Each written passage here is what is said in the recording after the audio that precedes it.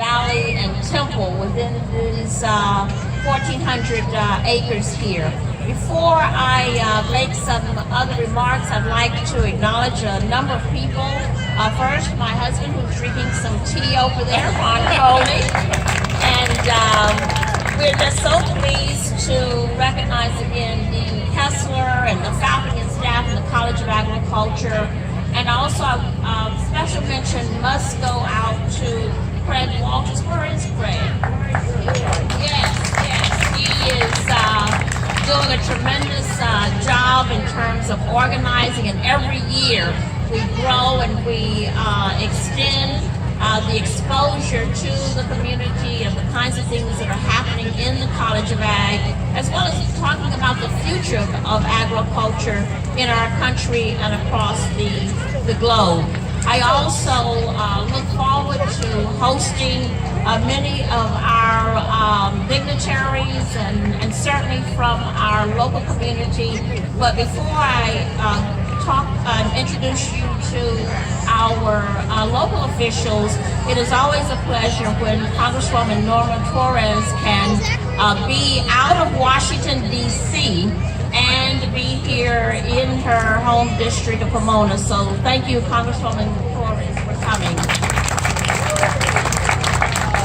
It is also my pleasure to have the mayor of Pomona, Tim Sandoval. He has continued to show his support, not only for Cal Poly Pomona, but for the entire area, making sure that Pomona is always at the table as we talk about growth and economic and social and cultural advancement. So thank you, Mayor, for coming.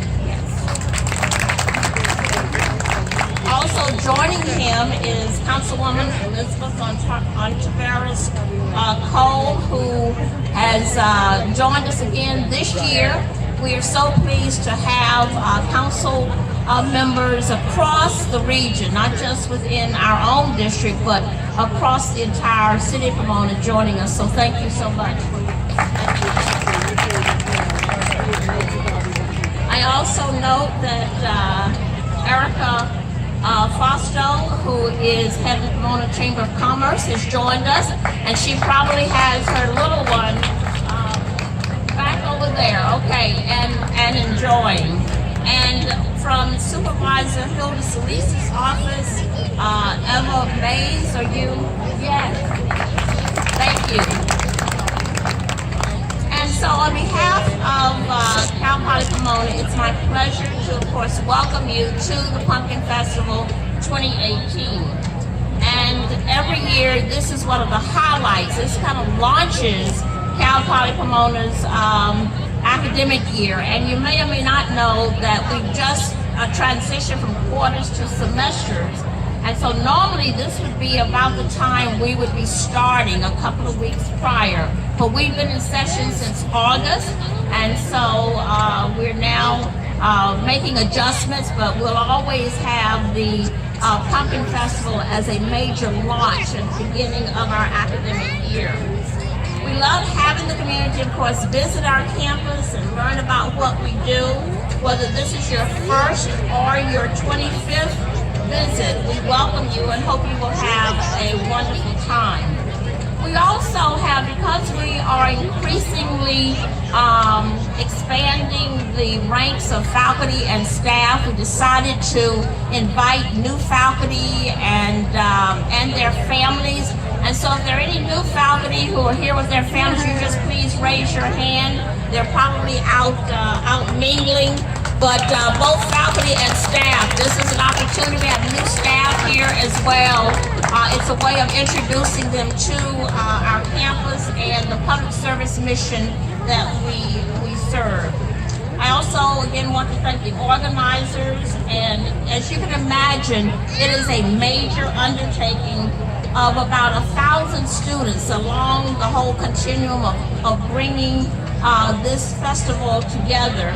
And I'm always excited about when I see the parents, they come with the strollers, and the children, the baby is in the stroller, but by the time they leave, the largest pumpkin is in the stroller, and you're having to carry the baby away because the baby has decided, I want the biggest pumpkin ever. And so that's again, we see this as a opportunity for families to come and be together. In commemorating the 80th anniversary this year, U.S. News and World Report has ranked us as 4th in the top public regional colleges in the West. We've also just welcomed our largest class ever, and we will, in a very couple of weeks, we will be conducting a ribbon cutting for our Rose Float Lab. We're building a new Rose Float Lab, and so we'll be certainly advertising, giving you information about that. And of course, our liquid fuel rocket lab. We're trying to be the first university in space. And all of these things are part of the whole gamut of what we do here at Cal Poly Pomona. Our students in our UN model program just received recognition last year, and we're just so proud of the multitude of things that represent the excellence here at Cal Poly Pomona.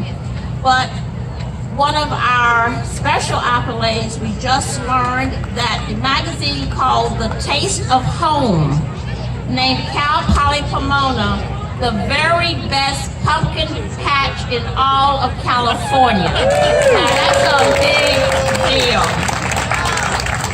And these accolades are a testament to the great people who teach here, who work here, who study here, and to our supportive community.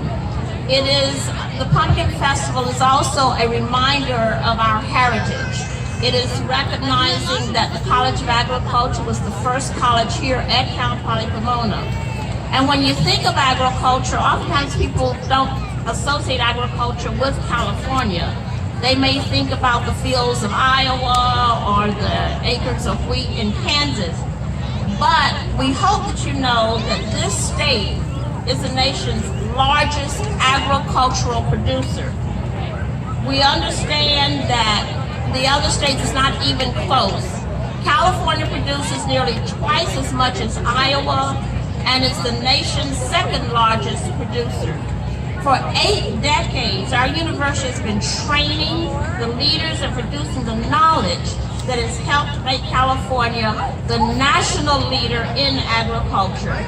And while the annual Pumpkin Festival is certainly a celebration of fall and a great community gathering, it is also a symbol of our agricultural heritage and, more broadly, the importance of higher education in our state. So again, thank you so much for being here. Please enjoy the day, and we just are so pleased with the overcast weather. And make sure that you get a chance to tour and see all that we are providing with the Pumpkin Festival. And pick out the biggest pumpkin that you can. We see this little fellow over here has just gotten 2 pumpkins in his wagon, so with his Superman hat on. So thank you again for coming.